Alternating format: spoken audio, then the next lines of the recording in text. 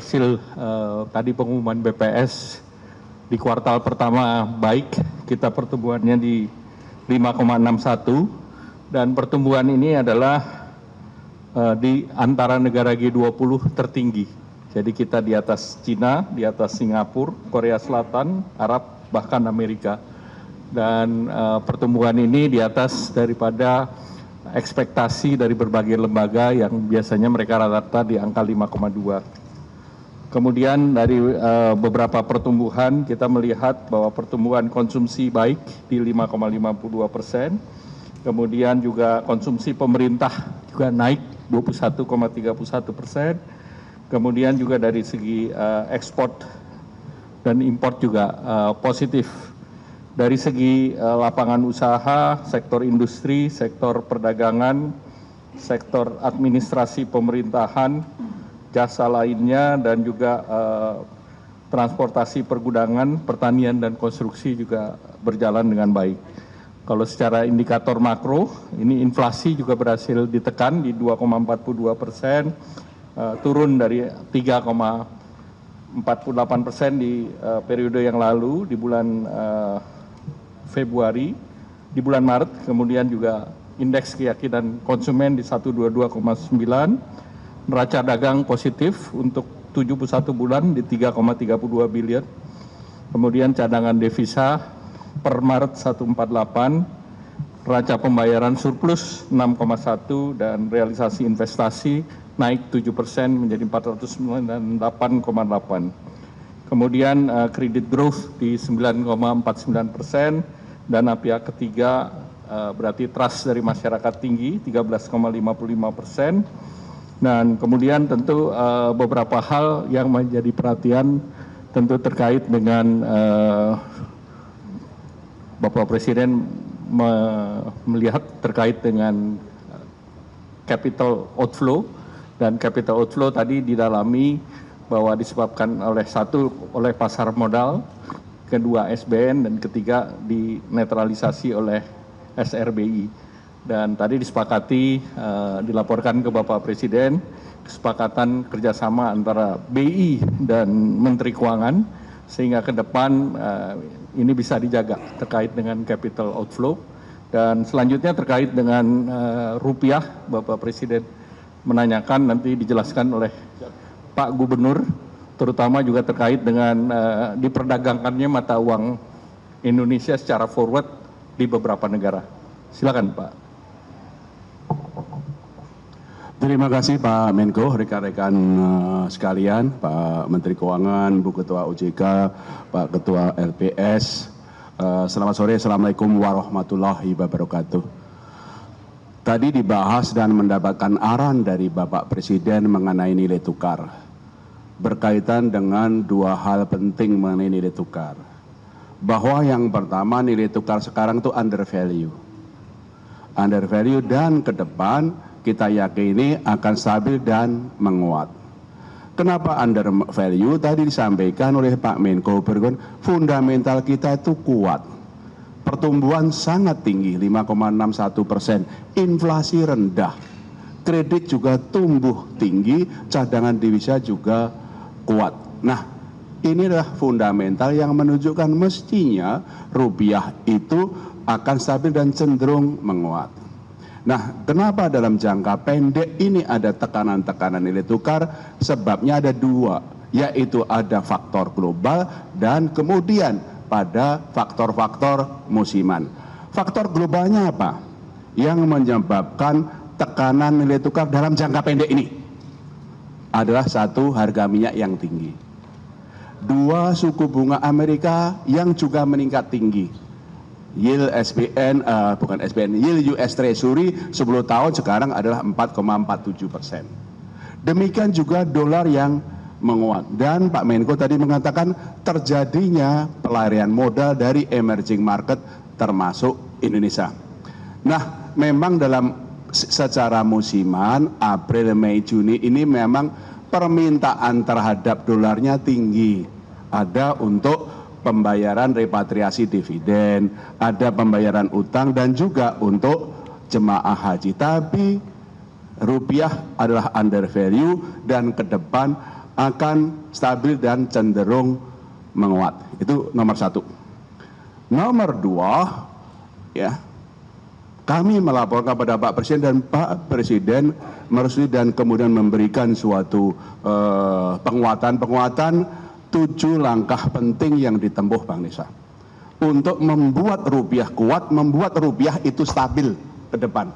7 langkah pentingnya yang tadi kami laporkan apa? 1, kami akan terus melakukan intervensi secara tunai dan domestic non-delivery di dalam negeri dan juga non-delivery forward NDF di pasar luar negeri, di Hong Kong, di Singapura, di London, di New York. Kami terus akan melakukan intervensi untuk menstabilkan rupiah baik di dalam negeri maupun dari luar negeri.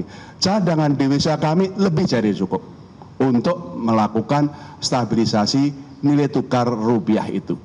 Yang kedua, tadi Pak Menko sudah menyebutkan, karena sementara ini SBN itu keluar, kemudian saham meskipun dalam minggu-minggu terakhir hasil koordinasi dengan Pak Menteri Keuangan sudah mulai inflow, tapi year to date masih outflow. Sementara saham terjadi outflow, sehingga kami bersepakat untuk sementara ini SRBI dibuat perlu inflow, sehingga inflow-nya SRBI bisa mencukupi outflow-nya SBN dan saham. Itu koordinasi kami dengan Pak Menteri Keuangan sehingga betul-betul menjaga inflow-nya dari portfolio asing itu masih year to date-nya masih terjadi inflow dan itu memperkuat nilai tukar rupiah. Nomor 3, ini juga koordinasi dengan Pak Menteri Keuangan, BI akan terus membeli SBN dari pasar sekunder. Ini koordinasi sudah awal tahun koordinasi dan kita lakukan. Kami sudah membeli SBN dari pasar sekunder year to date adalah 123,1 triliun rupiah dan kami akan melakukan koordinasi termasuk nanti Pak Menteri Keuangan bisa melakukan masalah buyback dan segala macam. Koordinasi sangat erat antara fiskal dan moneter. Kemudian yang keempat, kami juga dengan Pak Menteri Keuangan menjaga likuiditas di perbankan dan pasaran lebih dari cukup, yaitu terindikasi dari pertumbuhan uang primer yang selalu double digit. Di terakhir itu pertumbuhan uang primernya ada 14,1%. Nomor 5, yaitu adalah yang kami sudah keluarkan adalah pembatasan pembelian dolar di pasar domestik tanpa underlying. Yang dulunya 100.000 dolar per orang per bulan, kita turunkan 50.000 dolar per orang per bulan. Itu yang kami langsung koordinasi dengan KSSK untuk penguatan, termasuk di dalam negeri itu adalah pasar yuan, Chinese yuan dengan rupiah sudah berkembang di dalam negeri. Karena lokal currency kita dengan Cina sama yuan, Cina sama rupiah itu sangat tinggi dan sekarang sudah mulai terbentuk pasar domestik yuan sama rupiah termasuk ini local currency, sehingga itu mengurangi atau melakukan diversifikasi dari dolar sehingga itu bisa memperkuat. Nomor 6 adalah penguatan untuk pasar intervensi kami di offshore non-delivery forward supaya kita lebih mampu mengendalikan perkembangan nilai tukar di offshore, di luar negeri. Selain intervensi yang terus kami lakukan, kami juga membolehkan bank-bank domestik untuk ikut jualan offshore NDF di luar negeri sehingga pasokannya lebih banyak, sehingga itu akan memperkuat stabilisasi dari nilai tukar rupiah. Nomor berapa? 6 ya. Nomor 7 adalah peningkatan pengawasan kepada bank-bank dan korporasi yang terutama kami lihat bank-bank korporasi yang aktivitas pembelian dolarnya tinggi, kami kirim pengawas ke sana, koordinasi dengan Bu Frederica Widyasari dari Ketua OJK untuk memastikan bagaimana stabilitas sistem keuangan terjaga. Terima kasih Pak Menko. 25.000. Ya. Yang tadi pembatasan pembelian dolar yang sudah kami turunkan dari 100.000 menjadi 50.000, kami persiapkan, kami akan turunkan lagi menjadi 25.000 sehingga pembelian dolar sampai dengan atau di atas 25.000 itu harus pakai underlying. Ya, itu yang kami akan perkuat, ini akan kami perkuat dalam negeri. Pak Menko sudah cukup? Oke, berarti yang lain. Silakan Pak Menteri Keuangan. Terima kasih Pak Menko. Saya sedikit aja, nggak 10 kayak Pak Hub tadi, 2 aja, 10 Pak. 7. Saya 2 aja mungkin. Yang pertama dari angka pertumbuhan ekonomi tadi yang keluar hari ini 5,61, itu kita diskusikan dengan Bapak Presiden bahwa kita memang sudah bisa membalik arah ekonomi. Dulu kan sebelumnya 5,39, sekarang 5,61, dibanding sebelum-sebelumnya 5 atau di bawah 5 sedikit kan. Jadi ekonomi kita sedang mengalami akselerasi. Itu yang tidak disadari banyak orang sehingga orang agak takut dan keluar dari pasar modal. Kan saya kemarin bilang serok aja. Kalau mereka ikut mesti nanti ke depan akan untung banyak. Tapi jelas ekonomi sedang menuju pertumbuhan akan yang lebih cepat dan akan kita jaga untuk triwulan kedua dengan berbagai kebijakan, koordinasi dengan Bank Sentral juga menjaga sistem kondisi likuiditas, dan juga kita akan memberikan stimulus tambahan ya Pak Menko ya ke perekonomian yang nggak lama lagi akan diumumkan. Ya mungkin 1 Juni akan mulai jalan. Yang kedua untuk memperkuat nilai tukar,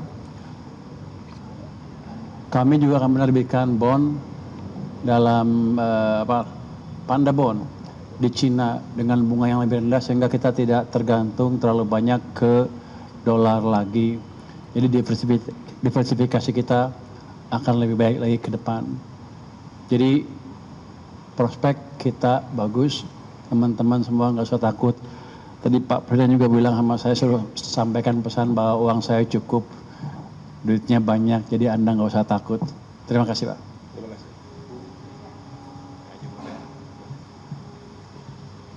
Terima kasih Pak Menko, yang saya hormati Pak Menko, Pak Gubernur BI, Pak Menteri Keuangan, Pak Ketua LPS, dan tentu saja rekan-rekan semua yang saya hormati. Selamat malam, Assalamualaikum warahmatullahi wabarakatuh. Baik, tadi kami menyampaikan dari forum tadi, pada intinya kalau dari kami menyampaikan mungkin concern dari yang tidak disampaikan oleh Pak Menko tadi terkait dengan pasar modal.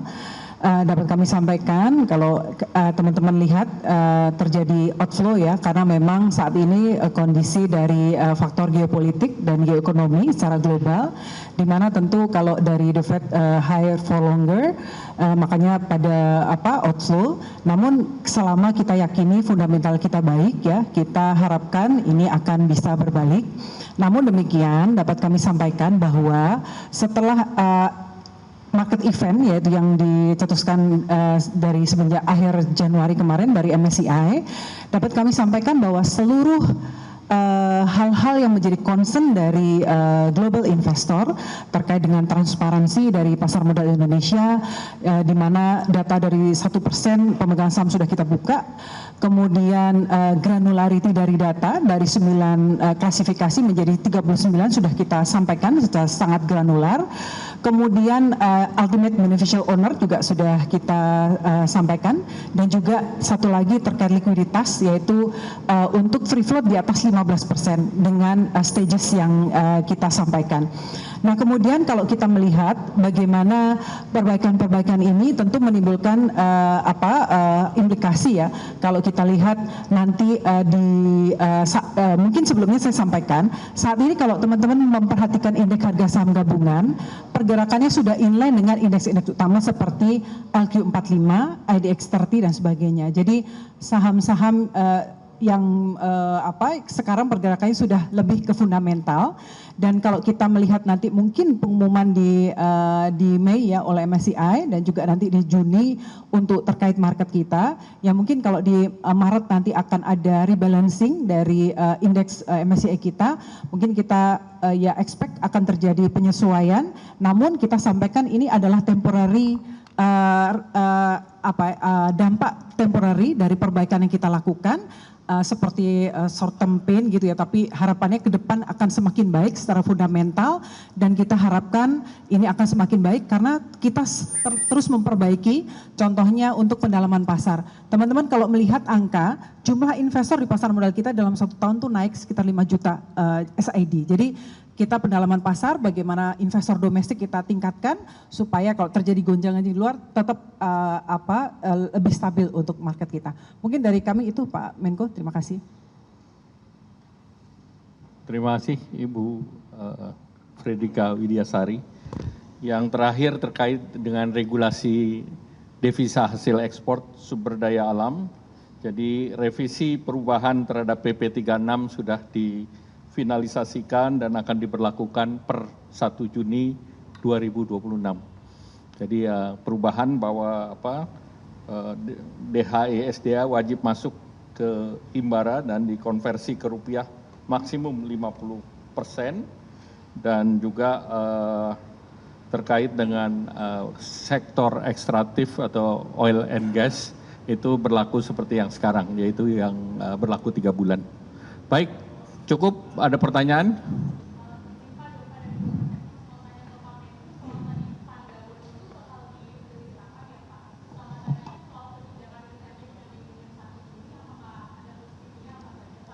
Nanti sesudah matang nanti kita umumkan. Lagi digoreng dulu. Cukup ya?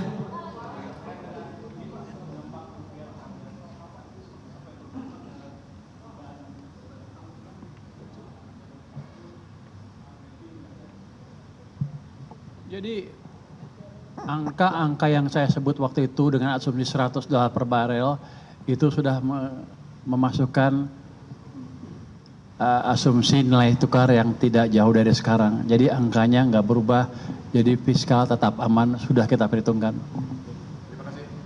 Baik, terima kasih. Wassalamualaikum warahmatullahi wabarakatuh. Terima kasih.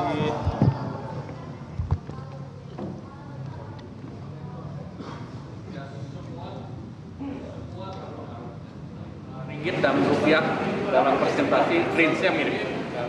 Jelajahi cara baru mendapatkan informasi. Download Metro TV Extend sekarang.